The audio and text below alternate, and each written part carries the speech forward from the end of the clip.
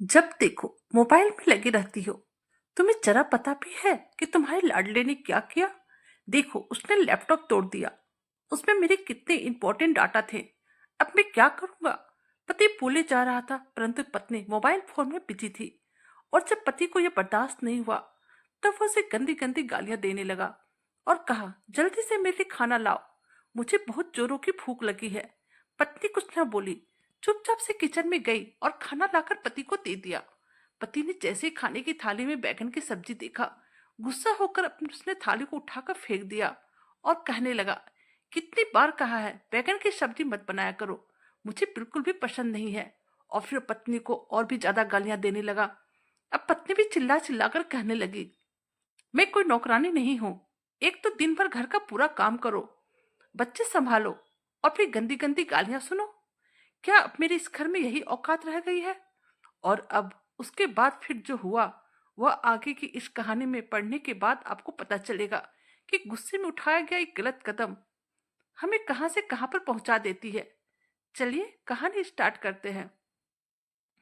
माँ प्लीज मुझे पहले उस लड़के की तस्वीर दिखाइए, फिर मैं बोलूंगी कि मुझे शादी करनी है या नहीं। आप इतना तो मेरे लिए कर ही सकती है ना। देख बेटा मीनू, क्या तुझे अपने माँ पर विश्वास नहीं है? मैं तुम्हारी माँ हूं और मैं तुम्हारे बारे में कभी भी कोई गलत फैसला नहीं करूंगी। लड़का बहुत ही अच्छा है और उसका अपना होटल है। वह सब तो ठीक है माँ, लेकिन प्लीज मुझे एक बार लड़के की तस्वीर दिखा दीजिए। इस बार मीनू गुस्सा होकर अपनी माँ से बोली, माँ पापा को कहो ना कि लड़के को यहाँ पर बुला ले या फिर उसकी तस्वीर मंगाकर मुझे दिखा दे। माँ बोली, अरे पागल, तुझे शर्म नहीं आ रही है कि तू इस तरह से बातें कर रही है? चल यहाँ से जा और जाकर अपने कमरे में बैठ। तभी इस बातचीत में पापा आ गए और कहने लगे, क्यों तुम मेरी बच्ची को डांट रही हो? तुम्हें समझना चाहिए, अब मीनू बड़ी हो गई है और कुछ दिनों के बाद उसकी शादी है। अब मीनू पापा को कहने लगी, पापा मुझे बस एक बार लड़का देखना है। पापा ने मुस्कुराकर कहा, हाँ मेरी बेटी, तुम्हारी मर्जी से शादी होगी। कल के कल ही मैं उस लड़के की तस्वीर मंगवा लेता हूँ। तो पहले उसे अच्छे से देख लेना, उसके बाद ही फैसला लेना। अगर तुझे रिश्ता मंजूर होगा और लड़का पसंद आएगा तभी मैं शादी की बात आगे बढ़ाऊंगा। लेकिन मेरी बेटी, मैंने जहां तक पता किया है, लड़का बहुत ही अच्छा है, पढ़ा लिखा है और उसका अपना खुद का होटल है। लेकिन मीनू को तो लड़का देखना था। फिर दूसरे ही दिन लड़के की तस्वीर आ गई। मीनू ने जब तस्वीर देखी तो उसने झट से शादी के लिए हाँ कह दिया। और फिर 15 दिन के अंदर ही मीनू की शादी बहुत ही धूमधाम के साथ हो गई। मीनू और पंकज का शादी अरेंज मैरिज था। शादी के पहले ना ही उन दोनों ने एक दूसरे को देखा था और ना ही आपस में बात किए थे। अब दो अजनबी शादी में बंधने के बाद दो जिस्म एक जान बन गए थे। आज मीनू की सुहाग रात थी। वो कमरे में पति पंकज का इंतजार कर रही थी। उसका दिल जोरों से धक धक कर रहा था कि ना जाने आज रात क्या होगा। सुहाग रात के बारे में अपनी सहेलियों से उसने सुन तो बहुत था, मोबाइल में कई तरह के वीडियो भी देखे थे। लेकिन आज जब उसके सामने वह खड़ी आ गई थी तब डर के मारे उसकी हालत खराब हो चुकी थी। वह अभी यही सब सोच रही थी कि ना जाने अब आगे क्या होगा। पहली रात थी।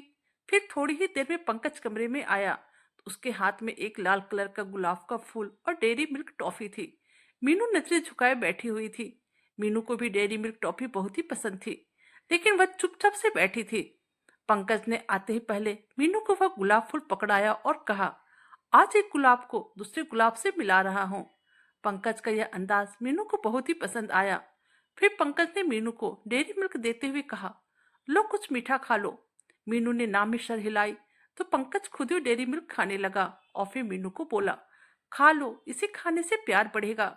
इस बार मीनू मुस्कुराने लगी और फिर उसके हाथों से लेकर देखते ही देखते सारा डेयरी मिल्क खुद ही खा ली। इस पर पंकज भी मुस्कुराने लगा और कहा, पहले तो कह रही थी कि नहीं खानी है और देखो सारी की सारी खा गई, पूरे 100 के थे। और इस बात पर फिर दोनों खिलखिलाकर हंस पड़े। मीनू को इतना तो समझ में आ गया था कि पंकज सचमुच में दिल के बहुत ही अच्छे हैं। अब दोनों में रात भर प्यार मोहब्बत की बातें चलने लगी और फिर दोनों एक दूसरे के प्यार के बंधन में ऐसे बंधे कि किस तरह से 3 महीना गुजर गया कुछ पता ही नहीं चला। दोनों एक दूसरे से इस कदर प्यार करने लगे, उन्हें सुबह और शाम का पता ही नहीं चलता था। जीवन में सिर्फ खुशियां ही खुशियां थी। पंकज और मीनू एक दूसरे को पाकर बहुत ही खुश थे। अब वक्त गुजरने लगा था और गुजरते वक्त के साथ मीनू प्रेग्नेंट भी हो गई। उसके प्रेगनेंसी का चौथा महीना चल रहा था और इसी बीच मीनू की भाई की शादी भी ठीक हो गई थी। शाम को जब पंकज काम पर से घर आया तब मीनू पंकज को कहने लगी, मुझे भाई की शादी में जाना है। पंकज बोला, लेकिन तुम तो जानती हो कि डॉक्टर ने तुम्हें लंबी यात्रा करने से मना किया है। उन्होंने तुम्हें साफ तौर पर बेड रेस्ट रहने के लिए बोला है और मैं इस मामले में कोई भी रिस्क नहीं लेना चाहता हूँ। पंकज के मुंह से बात सुनकर मीनू बहुत ही गुस्सा हो गई, क्योंकि उसने तो अपने मन में भाई की शादी में जाने की पूरी तैयारियां कर ली थी। अब मीनू गुस्से से पंकज को कहने लगी, पंकज पागल हो गए हो क्या? मेरे भाई की शादी है और आप कह रहे हैं कि मैं वहां पर ना जाऊं? एक ही तो मेरा भाई है और मैं अगर अपने भाई की शादी में ना जाऊंगी तो फिर कौन जाएगा? मीनू की बात सुनकर पंकज उसका हाथ पकड़कर उसे प्यार से समझाने लगा, देखो मीनू, तुम बेकार की जिद मत करो। तुम्हें भी पता है कि मैं तुम्हें वहां पर जाने के लिए क्यों मना कर रहा हूँ। डॉक्टर ने साफ तौर पर तुम्हें यात्रा करने के लिए मना किया है। अब तुम मेरी बात समझ क्यों नहीं रही हो? क्या हमारे बच्चे से बढ़कर तुम्हारे लिए शादी है? एक बार अच्छे से सभी कुछ हो जाए, उसके बाद तुम 1 महीने के लिए अपने मायके चली जाना। मैं तुम्हें बिल्कुल भी मना नहीं करूंगा, लेकिन प्लीज अभी तुम जाने की जिद मत करो। मुझे पता है तुम वहां पर जाओगी और लापरवाह हो जाओगी। तुम अपना ख्याल बिल्कुल भी नहीं रखोगी और मैं तुम्हें वहां पर किसी के भरोसे नहीं छोड़ सकता हूँ। यह कहकर पंकज अब कमरे से निकल चुका था। मीनू अब रोने लगी थी और रोते उसने अपनी माँ को फोन लगा दिया। माँ कहने लगी, बेटा, अगर पंकज मना कर रहा है तो तुम उसकी बात क्यों नहीं मान लेती हो? कुछ सोचकर ही जमाई जी मना कर रहे होंगे। लेकिन मीनू का भाई जिद करने लगा, क्यों नहीं आने दे रहा है पंकज हमारी इकलौती बहन को? आखिर मेरी शादी रोज रोज थोड़ी ना होनी है, और 3 दिन की ही तो बात है। शादी हो जाने के बाद तुम अपने घर चली जाना। रुको, मैं तुम्हें लेने के लिए आता हूँ। इधर पंकज को अपने मन में बहुत पछतावा हो रहा था कि उसने आज मीनू का बहुत ही दिल दुखाया है। वह उसे एक बार फिर से प्यार से समझाना चाहता था, आखिर उसके बच्चे की बात थी। दूसरे दिन मीनू का भाई मीनू को लेने के लिए चला आया। पंकज जब घर आया तो उसने जैसे ही मीनू के भाई को देखा, वह उसे कुछ न बोला। अब मीनू का भाई कहने लगा, 3 दिन की ही तो बात है, हम मीनू को लेने के लिए आए हैं। पंकज ने मीनू की तरफ देखा। मीनू नजरें चुराकर कमरे में चली गई। पंकज को गुस्सा तो बहुत था, लेकिन इस वक्त उसने कुछ नहीं कहा। उसने सब्र कर लिया। उसने मीनू को कुछ पैसे दिए और कहा, लो इसे रख लो, काम आएंगे, और जरूरत होगा तो मांग लेना। मीनू बहुत खुश हो गई। पंकज ने उसे अपने सीने से लगाया और कहा, अपना ख्याल रखना। मीनू फिर खुशी खुशी अपने भाई के साथ शादी में चली गई। आज रात मेहंदी थी। बुआ की लड़की की भी शादी थी, इसलिए मेहंदी का कार्यक्रम चल रहा था। उसने सभी के साथ खूब एंजॉय किया।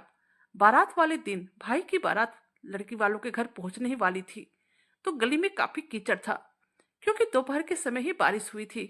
और गली में कीचड़ होने के कारण मीनू का पैर उस पर फिसल गया और वह उस कीचड़ में पेट के बल गिर गई।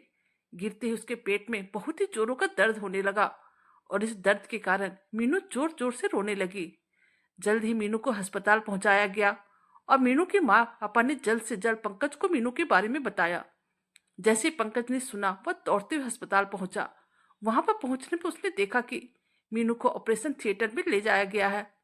वह बार बार भगवान से प्रार्थना कर रहा था कि उसका बच्चा और मीनू सही सलामत हो। वह काफी परेशान होकर इधर उधर टहल रहा था।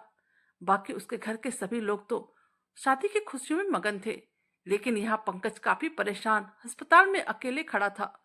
कुछ देर के बाद डॉक्टर आई और कहने लगी, सॉरी, आपका बच्चा मर चुका है और आपकी पत्नी ठीक है, आप जाकर उनसे मिल सकते हैं।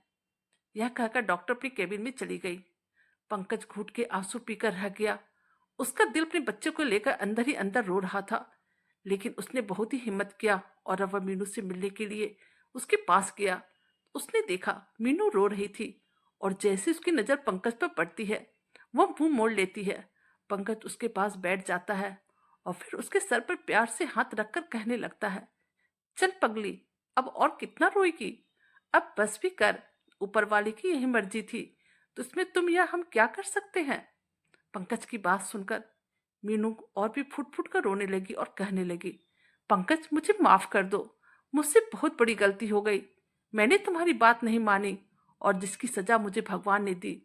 इस पर पंकज ने उसकी आंखों के पलकों को चूम लिया और बस इतना ही कहा, बस मेरी जान, अब तुम अपनी इस खूबसूरत आंखों से एक भी बूंद आंसू की बूंद नहीं निकालोगी। देखना ऊपर वाले फिर से हमें बहुत ही जल्द प्यारे प्यारे बच्चे देंगे। उसने मीनू का सर अपनी गोद में रख लिया और मीनू को लगातार समझाने लगा। 2 दिन के बाद ही मीनू को अस्पताल से छुट्टी मिल गई और पंकज उसे लेकर अपने घर चला आया। अब जब शादी खत्म हो गई तब सभी लोग मीनू का हालचाल पूछने लगे। जब तक शादी की फंक्शन थी किसी ने भी मीनू के बारे में ज्यादा जानने की कोशिश ना की। इधर मीनू को अपने आप में पछतावा हो रहा था। अगर उसने पंकज की बात मान ली होती तो आज उसका बच्चा उसके साथ होता। पंकज हर बार मीनू को प्यार से समझाते रहता। वह मीनू को कहता, अरे पगली, तू खुद को इतना परेशान मत कर। यह तो ऊपर वाले की मर्जी थी और तुम देखना बहुत ही जल्द ऊपर वाले फिर से हमें औलाद का सुख देंगे। मीनू कहने लगी, पंकज लेकिन आपने एक बार भी मुझे डांटा नहीं, आखिर क्यों? पंकज लंबी सांस लेते हुए मुस्कुराकर बोला, जब तुमने मेरी बात ही नहीं मानी तो फिर अब कुछ कहने से फिर या तुम्हें डांटने से क्या फायदा? मीनू पंकज के खामोश गुस्से को समझ चुकी थी। फिर करीब 1 साल के बाद ऊपर वाले ने उनको बेटा दे दिया। दोनों बहुत ही खुश थे। पंकज तो खुशी के मारे मीनू को बाहों में उठाकर चूमने लगा था और मीनू प्यार से कभी पंकज को देखती, कभी अपने बेटे को देखती। वह पंकज की आंखों में खुशी के आंसू देख रही थी। उसे पंकज की आंखों में अपने बेटे के लिए बेपनाह मोहब्बत दिख रही थी। जिंदगी में अच्छे और बुरे दिन आते हैं, लेकिन अक्लमंद वही होते हैं जो खुद को उस वक्त संभाल लेते हैं। पंकज का और भी 2 भाई था। उनका भी अपना अपना बिजनेस था। उन लोगों का बिजनेस अच्छा खासा चल रहा था और इधर पंकज के होटल में अचानक से घाटा होने लगा। बस जैसे तैसे करके अब गुजारा हो रहा था। एक दिन मीनू ने पंकज से जिद करके कहा, पंकज, हमारे बेटे को बहुत ही गर्मी लगती है, इसलिए हर वक्त रोता रहता है, सो प्लीज कमरे में एसी लगवा दो। पंकज प्यार से मीनू के सर पे हाथ रखकर कहने लगा, पागल हो गई हो क्या? मेरे पास नहीं इतने पैसे, तुम्हें तो पता है अभी हमारा होटल ठीक से चल नहीं रहा है। थोड़ा वक्त दो, जैसी कमाई होगी मैं एसी लगवा दूंगा। और फिर वह बेटे को अपने सीने पे रखकर उससे खेलने लगा। लेकिन मीनू तो जिद पकड़कर बैठ गई, नहीं मुझे एसी चाहिए तो चाहिए। मैं अपने बच्चों को इस तरह से रोते हुए नहीं देख सकती हूँ। अब रोज मीनू पंकज से मुंह फुलाकर रहने लगी और आखिरकार पंकज को कर्ज लेकर कमरे में एसी लगवाना ही पड़ा। फिर समय अपनी रफ्तार से आगे बढ़ने लगी और देखते ही देखते 2 साल के बाद ऊपर वाले ने उन दोनों को एक बेटी भी दे दिया। दोनों बहुत ही खुश थे। उनका परिवार कंप्लीट हो चुका था। पंकज किसी भी तरह करके मीनू की हर ख्वाहिश को पूरे करता। कभी उसके पास पैसे नहीं भी रहते तभी वह कर्ज लेकर अपना जिम्मेदारी निभा रहा था। लेकिन फिर भी छोटी छोटी बातों पर मीनू पंकज से झगड़ा करने लगती थी। पैसों की दिक्कत तो घर में हो गई थी, लेकिन मीनू यह बात समझ नहीं रही थी। अब बेटा 4 साल का हो गया था और बेटी अभी छोटी थी।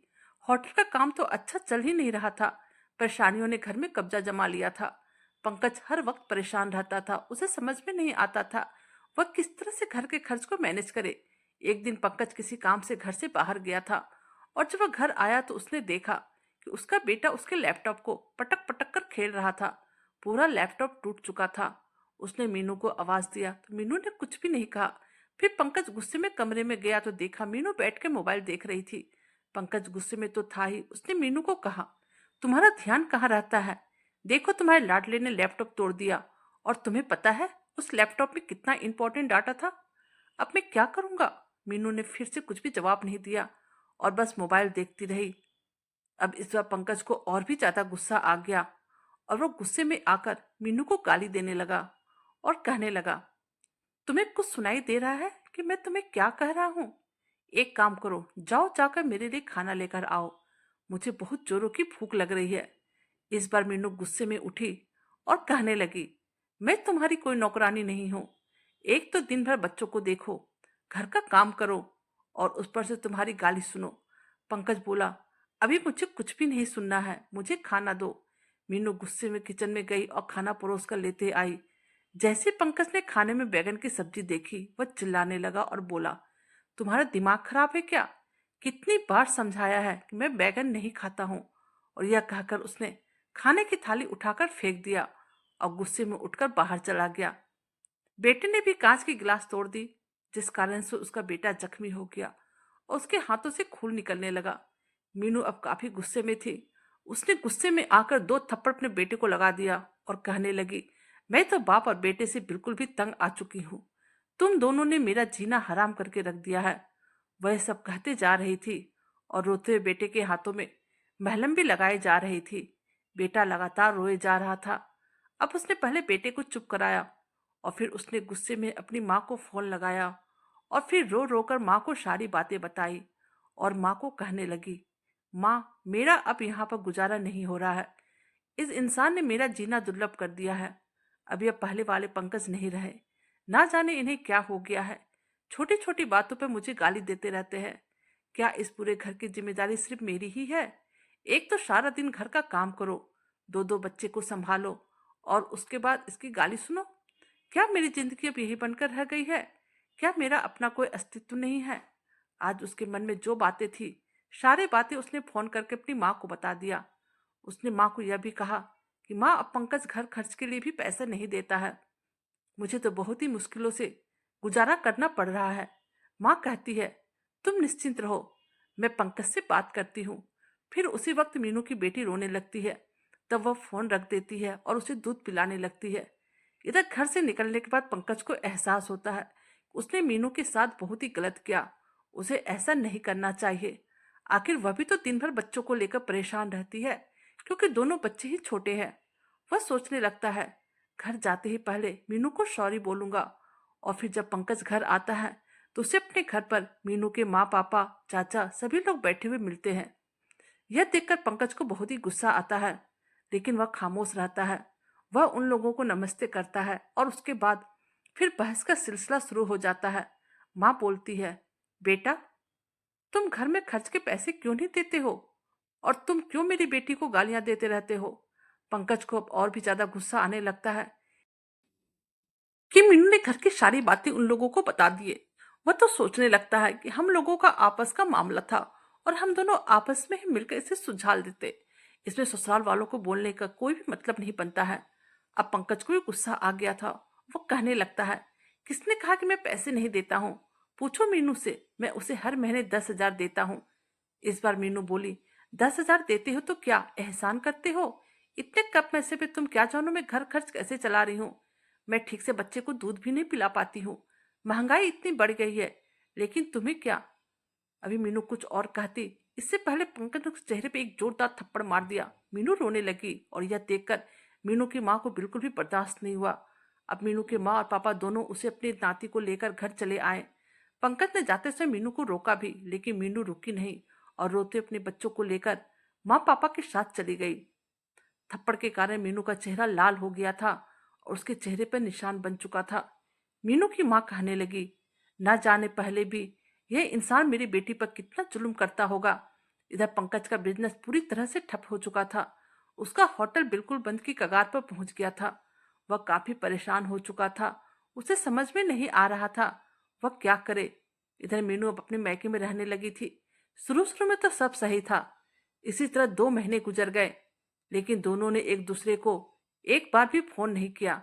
पंकज सोच रहा था, खुद गई है तो खुद ही वापस आ जाएगी। और इधर मीनू सोचती थी, जब तक वह आकर मुझसे माफी नहीं मांग लेता और मुझे लेकर नहीं जाता, मैं तब तक नहीं जाऊंगी। दोनों अपने अपने गुरूर में थे। दिन गुजरते गए और अब 8 महीना बीत चुका था। दोनों में अभी तक कोई भी बातचीत नहीं हुई थी। इधर कर्ज अधिक होने के कारण पंकज काफी परेशान हो गया और कर्ज मांगने वाले उसके घर पर भी आने लगे थे। पंकज इस मुसीबत से निकलना चाहता था और अब पंकज के एक दोस्त ने उसे विदेश में नौकरी करने की सलाह दी। पंकज विदेश जाने के लिए तैयार हो गया। उसने अपना होटल बेचकर पहले सारा कर्ज चुकता किया और फिर नौकरी करने के लिए विदेश चला गया। वहां पर उसे उसके दोस्त के कारण एक अच्छी नौकरी मिल गई थी। विदेश जाने के कारण पंकज का नंबर भी बंद हो गया था। अब पूरे 1 साल गुजर गए थे। पंकज और मीनू ने एक दूसरे से बिल्कुल भी बात नहीं किया था। इधर घर में खर्च को लेकर मीनू का भाई और भाभी मीनू को 4 बातें सुनाने लगे थे। मीनू की भाभी कहने लगी थी, हम अपने बच्चों का खर्च उठाए या फिर आप लोगों का खर्च उठाए। माँ और पापा भी मीनू का पक्ष नहीं ले पा रहे थे, क्योंकि उन्हें तो अपने बेटे और बहू के साथ ही रहना था। कभी कभी मीनू के बच्चे कुछ नुकसान कर देते तो उसके लिए भी घर में लड़ाइयाँ होने लगी थी। मीनू की भाभी मीनू को हजारों बातें सुनाती। मीनू चुपचाप से तानों को सुन लेती। क्या करती? आखिर वह किसे अपने दिल की बात सुनाती? अगर माँ को सुनाती तो फिर भाभी माँ से भी लड़ाई करने लगती थी। अब मीनू अंदर ही अंदर घुटने लगी थी। दीपावली का दिन आने वाला था। मीनू ने भाई से कहा, थोड़ा सा पैसे दे दो, बच्चों को शॉपिंग करवानी है। तभी पास में भाभी थी। वह बोली, हमारे पास फालतू के पैसे नहीं हैं। अगर आप अपने पति के साथ गुजारा नहीं कर सकती हो तो फिर उस इंसान से तलाक लेकर दूसरी शादी कर लो और हमारा पीछा छोड़ो। उस दिन मीनू बहुत ही फूट फूट कर रोई थी। उसे अब एहसास होने लगा था कि उससे बहुत ही बड़ी गलती हुई थी। उसे अपना घर नहीं छोड़ना चाहिए था। उसे पंकज की बहुत ही याद आने लगी। उधर पंकज भी विदेश में बच्चों और मीनू को याद करके रोता था। उसे वहां पर काम करने में एक जरा भी मन नहीं लग रहा था। वह हर समय यही सोचता था कि इतनी सी छोटी बात पर कैसे मीनू उसे छोड़कर चली गई, जबकि बात उतनी बड़ी भी नहीं थी। इधर मीनू के भाई ने मीनू के लिए एक आदमी देख लिया था जिसकी पत्नी की मृत्यु हो गई थी और उसके 4 बच्चे थे। अब मीनू का भाई उसे कहने लगा, तुम जल्द से जल्द पंकज से तलाश लो और इस आदमी से शादी करके दोबारा से घर बसा लो। मीनू की आंखें रो रो कर फूल चुकी थी। उसने जल्द से पंकज को फोन लगाया। उससे अब यहाँ पे एक जरा भी रहा नहीं जा रहा था। वह अब और भी ज्यादा बेइज्जती बर्दाश्त नहीं कर सकती थी। मीनू सोचने लगी, बड़े बुजुर्ग सही कहते हैं, शादी के बाद मायका बेटियों के लिए 4 दिन के लिए ही रहता है। अगर उसे अपना मान सम्मान बनाए रखना है तो उसके लिए ससुराल में रहना ही अच्छा होता है। आज उसे अपनी गलती का एहसास हो रहा था। आखिर झगड़ा किस घर में नहीं होते हैं। पति पत्नी में तो छोटे मोटे झगड़े होते ही रहते हैं। लेकिन उसने अपनी नादानी में अपने बसे बसाए घर को उजाड़ लिया था। वह बार बार पंकज को फोन लगा रही थी, लेकिन पंकज का नंबर बंद आ रहा था। अब वह रोने लगी थी और मन ही मन कहने लगी, उसे अब पंकज के पास जाना है। मुझे यह शादी नहीं करनी है। उधर विदेश में पंकज का दिल भी बच्चे और मीनू के लिए तड़प रहा था। उसने सोचा, मेरी मीनू तो मासूम थी। मैं तो जानता था कि मीनू को थोड़ा गुस्सा आ जाने पर भी वह नाराज हो जाती थी। अब मैं अपनी पत्नी और बच्चे के बिना नहीं रह सकता हूँ। मैं खुद जाकर उससे माफी मांग लूंगा। उसने जल्द से फ्लाइट की टिकट बुक करवाई और फिर वह इंडिया वापस आ गया। इधर मीनू रो रो कर भगवान से एक ही प्रार्थना कर रही थी, उसे किसी भी तरह पंकज से मिलवा दे। वह उससे माफी मांगना चाहती थी। वह भगवान से कह रही थी, उसे उसका पति लौटा दे। उसने जो गलतियां की है उसे बस एक बार माफ कर दे। रात भर मीनू रोती रही, भगवान से प्रार्थना करती रही। सुबह उठने के बाद वो अपनी बेटी के लिए दूध बना रही थी। तभी दरवाजे की घंटी बजी। भाभी ने दरवाजा खोला। सामने पंकज खड़ा था और जैसे ही दूर से मीनू की नजर पंकज पर पड़ी, उसके हाथों से दूध का गिलास छूट गया। वह नंगे पांव दौड़ते हुए पंकज के पास पहुंची और उसके सीने से लगकर जोर जोर से रोने लगी और कहने लगी, पंकज, मैं तुमसे बहुत ही प्यार करती हूँ। मैं तुम्हारे बिना नहीं रह सकती हूँ और मैं किसी और से शादी भी नहीं कर सकती हूँ। तुम मुझे माफ कर दो। मैंने जितनी भी गलतियां की है उसके लिए मैं तुमसे माफी मांगती हूँ। पंकज ने मीनू को माथा चूम लिया और फिर उसके आंसू पोंछते हुए कहने लगा, मेरी जान, तुम मुझे भी माफ कर दो। मैं गुस्से में उस दिन ज्यादा बोल दिया और मेरा तुम पर हाथ उठ गया। पंकज का बेटा भी पापा पापा कहते पंकज के पास पहुंच चुका था। पंकज ने उसे अपने सीने से लगा लिया और प्यार करने लगा। अब मीनू भाई और भाभी की आंखों में आंखें डालकर कहने लगी, मेरा परमेश्वर, मेरा हमसफर मेरे पास है। आप लोगों का बहुत बहुत धन्यवाद जो आप लोगों ने मुझे इतना दिन तक अपने घर पर रखा। अब मीनू वापस अपने घर पर आ चुकी थी और फिर पुरानी बातों को भुलाकर वापस अपने पति और बच्चों के साथ खुशी खुशी रहने लगी थी। दोस्तों, कभी कभी गुस्से में हम ऐसा काम कर जाते हैं जिसका पछतावा हमें जिंदगी भर होता है। जज्बात में जुदा हो जाना बहुत आसान है, लेकिन जुदा होकर जीना बहुत ही मुश्किल है। जो दर्द एक हमसफर महसूस कर सकता है वह और कोई नहीं समझ सकता है। तलाक लेकर जिंदगी जीना आसान नहीं है। बाद में सभी लोग बदल जाते हैं और रह जाता है सिर्फ आपके पास तन्हाई। जहां तक हो सके पहले अपने रिश्ते को बचाने की कोशिश कीजिए और जब देखिए कि 1% भी रिश्ता बचने की गुंजाइश है तो उसे अपने हाथों से मत जाने दीजिए। दोस्तों, कहानी कैसी लगी प्लीज हमें कमेंट कीजिए और अगर कहानी अच्छी लगी है तो प्लीज़ चैनल को लाइक, सब्सक्राइब और शेयर कीजिए। और हाँ, अपना प्यार और सपोर्ट हमेशा हमारे ऊपर बनाए रखिए, क्योंकि आप हैं तो हम हैं। Thank you.